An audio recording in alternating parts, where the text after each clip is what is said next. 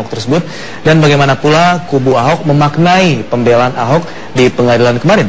Kita akan menanyakan langsung kepada Ketua Komisi Hukum Majelis Ulama Indonesia, Iksan Abdullah, yang sudah berada di studio bersama saya, dan juga di saluran telepon terhubung dengan kuasa hukum Ahok, Sira Prayuna. Yang pertama, terima kasih Pak Ihsan. Assalamualaikum warahmatullahi wabarakatuh. Waalaikumsalam warahmatullahi wabarakatuh. Selamat sore Mas Zaki. Sore Pak Ihsan, dan sore Bang Sira. Assalamualaikum warahmatullahi wabarakatuh. Apa kabar Bang Ihsan? Baik, Adinda, Sira, sehat. Semoga sebaliknya. On time, Bro. Ini udah telat-telat ini, ditunggu. Ya. Saya langsung ke Bang Sira kalau gitu. Untuk melihat dari jalannya persidangan kemarin, harapan kita semua jalannya sidang tertib baik di dalam maupun di luar, begitu ya Bang ya? Ya, alhamdulillah. Alhamdulillah lancar semuanya. Iya.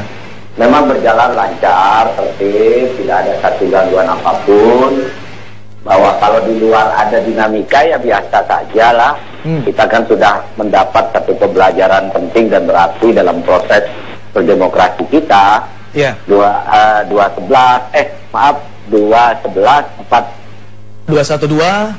dan 14 ya Bang Sira ya. 14 itu kan sudah menunjukkan satu upaya penyampaian sikap yang sangat baik, tenang, damai.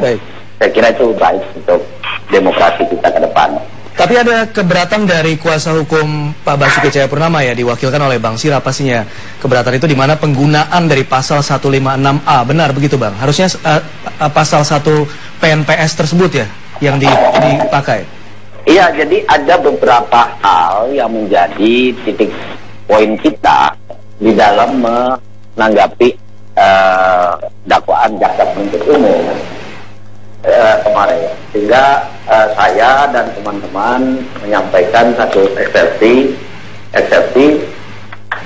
baik itu eksepsi Pak Basuki Cahayapurnama maupun eksepsi yang diajukan oleh penasihat hukum. Ya. Nah,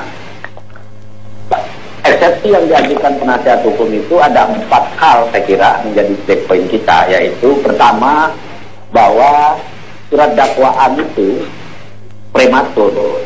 Kenapa prematur? Karena diajukan tanpa melalui sebuah mekanisme peringatan keras sebagaimana diatur di dalam Undang-Undang Nomor 1 tahun PNPS tahun 65 tentang pencegahan penyalahgunaan dan penodaan agama sebagai satu hukum positif yang masih berlaku dan belum pernah dibatalkan keberlakuannya baik secara legislatif review maupun judicial review di Mahkamah Konstitusi gitu loh. Bang Sira berhenti di poin yang pertama ini dulu ya Bang ya. Penggunaan dari pasal 1 PNPS ini seingat saya bahwa digunakan saat peristiwa G30 SPKI begitu ya Bang ya? Iya, betul. Tapi untuk kasus-kasus penistaan agama yang lain tidak menggunakan pasal ini di persidangan di Indonesia. Saya coba tanyakan itu ke Pak Ihsan terlebih dahulu. Bagaimana Pak? Kalau memang dari kuasa hukum mengatakan bahwa sebaiknya menggunakan pasal 1 PNPS, sedangkan sudah diatur di KUHP 156A tentang masalah penistaan atau penyalahgunaan agama begitu. Ya, saya kira itu adalah pendapat dari kuasa hukum. Ya. Membela kliennya adalah hal yang sangat wajar. Baik. Nah, tapi perlu diingat bahwa sebagaimana yang kita juga pernah sampaikan di beberapa forum bahwa ada 2 hal yang harus dilihat. Kalau yang pertama adalah boleh digunakan PNPS itu apabila yang pelaku dari penista agama itu beragama Islam atau beragama yang sama dengan yang sehingga perlu diingatkan. Tetapi apabila pelakunya adalah gubernur, misalnya seorang gubernur, ya pejabat publik, maka seharusnya dia tahu, dia mafhum, dia paham bahwa bab itu nggak boleh dilakukan oleh seorang gubernur.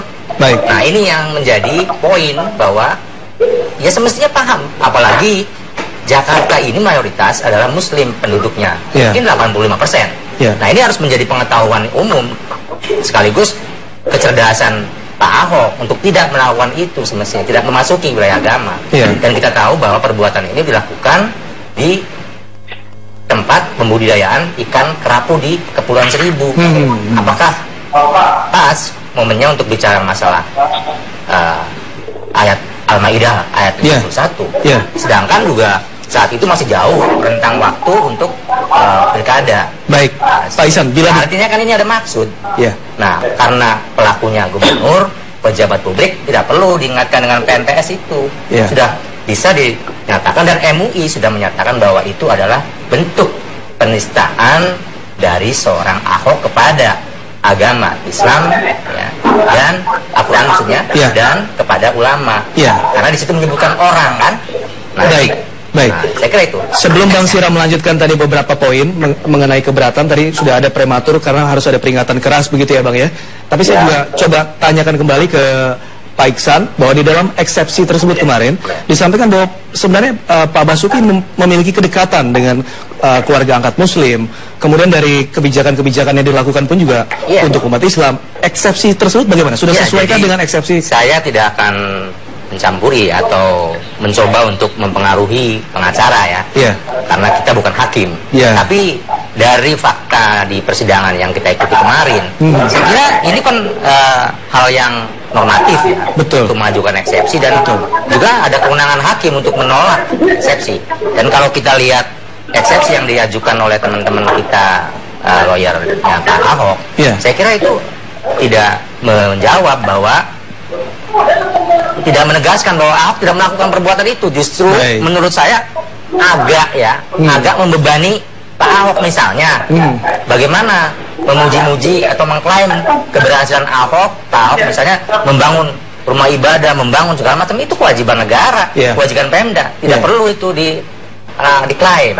Baik, itu memang sudah seharusnya dilakukan, dan itu uang negara, uang budget dan uang rakyat. Baik. Jadi kecuali nih donasi itu ditimbulkan oleh dianya sendiri, oleh hartanya. Nah, ini kan kita belum tahu hartanya siapa yang dipakai untuk membangun itu, dan itu hal yang wajar. Baik, Bang Siran, saya coba mengingat 4 keberatan Anda mewakili kuasa hukum Basuki Cahayapurnama, yaitu dakwaan tersebut prematur karena tidak ada peringatan keras begitu ya Bang ya. Kemudian yang kedua karena ada lex spesialis derogat lex generalis begitu ya Bang ya. Kemudian tidak ada subjek untuk korbannya juga dan yang lainnya. Tapi yang sangat ingin kita dengarkan sekarang adalah jawaban mengenai eksepsi yang tadi disampaikan oleh Pak Iksan. Menurut Anda bagaimana Bang? Justru memberatkan Pak Basuki sebagai terdakwa untuk menyampaikan bahwa apa yang dilakukan itu. Sebuah undang-undang yang dinyatakan masih berlaku, itu kan tidak excuse pada golongan atau agama tertentu. Undang-undang itu mengikat bagi seluruh warga negara Indonesia. Nah, untuk itu kenapa kami mengatakan prematur? Karena disitulah esensi dari lex spesialis derogat lex generalis. Betul. Tapi maksud pertanyaan saya begini Bang Sira, apa yang disampaikan Pak Iksan tadi adalah eksepsi yang disampaikan kemarin itu justru memberatkan Pak Basuki sebagai terdakwa karena menggunakan kewenangan dia seharusnya menjadi seorang gubernur untuk membangun rumah ibadah, untuk memberikan kebijakan kepada umat Muslim, tapi dijadikan eksepsi di persidangan. Menurut Anda bagaimana? Enggak dong. Jadi gini. Kita ini kan belum masuk pokok perkara. Itu kan sudah pokok perkara harus dibuktikan ya kan. Tetapi saya mau mengatakan begini bahwa apa yang dikemukakan Pak Basuki Cahayapurnama itu adalah sesuatu yang ingin diungkapkan terkait dengan jalan pikirannya, sikap batin dari si pelaku untuk mengendaki satu perbuatan yang diancam dengan satu tindak pidana tertentu. Nah, kalau dikorelasikan antara sikap batin si pelaku atau niat dalam konteks aktus realnya itu dengan apa yang dilakukan ini ya yang diungkapkan oleh Pak Basuki bahwa apa betul saya pantas untuk ditempatkan atau didudukkan dalam perkara tuduhan penistaan ini. Ini kan sikap batin beliau. Nah, untuk itu, tetapi itu nanti harus diuji melalui sebuah proses pembuktian, gitu loh. Nah, ini dalam konteks pembangunan penyelenggaraan pemerintahan dan pelayanan masyarakat, bahwa Pak Basuki kalau kita lihat melacak dari historical pemimpin-pemimpin di Jakarta, di era inilah beliau mampu membangun yang namanya masjid di balai kota. Bang Sira, tapi Anda setuju bila Anda selalu kuasa hukum, begitu juga dengan Pak Iksan Abdullah, mewakili MUI dan para ulama, bahwa semua masyarakat harus tetap yakin pada proses hukum, begitu ya Bang Sira ya? Iya, saya kira itu sampai nanti dapatkan keputusan dari hakim begitu. Iya, itulah karena kita sudah berkomitmen negara ini adalah restat. Jadi kita harus tunduk dan patuh pada proses hukum yang ada. Baik, begitu juga dengan Pak Ihsan, setuju ya Pak ya? Ya, saya kira sangat setuju. Dari awal bahkan pendapat keagamaan MUI itu setelah diputuskan, itu disampaikan agar selanjutnya itu menjadi domain atau kewenangan dari penyidik untuk melakukan proses-proses hukum. MUI itu hanya memberi pendapat hukum, bahwa kemudian menggulir dan itu diterima oleh umat bahwa itu adalah ada penistaan yang harus dilakukan. Equality before the law ya, atau penegakan hukum yang tidak pandang bulu, yang sama di muka hukum. Ini yang dikonsolidasikan oleh umat hari ini, bahwa ini adalah waktunya, ini momentum bagaimana hukum ditegakkan di republik ini dengan tidak ada kekecualian. Baik, Aisyah. Sama di muka hukum. Baik. Atau equality before the law. Equality before the law. Ini saatnya. Dan konsolidasi. Praduga tak bersalah itu masih terus berjalan. Oh iya, tetap. Itu ajas. Dan kita menghormati proses hukum itu. Baik. Karena kita ada wakil jaksa. Jaksa adalah wakil masyarakat dalam paradigma hukum pidana, criminal justice system. Baik. Jaksa mewakili masyarakat. Jangan lupa. Hakim mewakili Tuhan. Baik. Nah, saya kira ini yang harus, saya yakin jaksa dengan tuntutan, dengan dakwaannya pasal saya yakin kita dengan penegakan hukum Indonesia pasti akan berjalan dengan baik. 156 dan 156A itu kumulatif, bukan alternatif. Dan saya yakin hakim akan melihat, akan mendengar, akan melihat bukti-bukti dan fakta-fakta persidangan dalam proses nanti. Baik, Pak Ihsan, terima kasih banyak. Bang Sira, waktu kita sangat terbatas, Bang Sira. Nanti kita akan coba lagi untuk berdiskusi dengan Anda di lain kesempatan. Terima kasih banyak, Bang Sira. Pak Ihsan, terima kasih banyak. Terima kasih.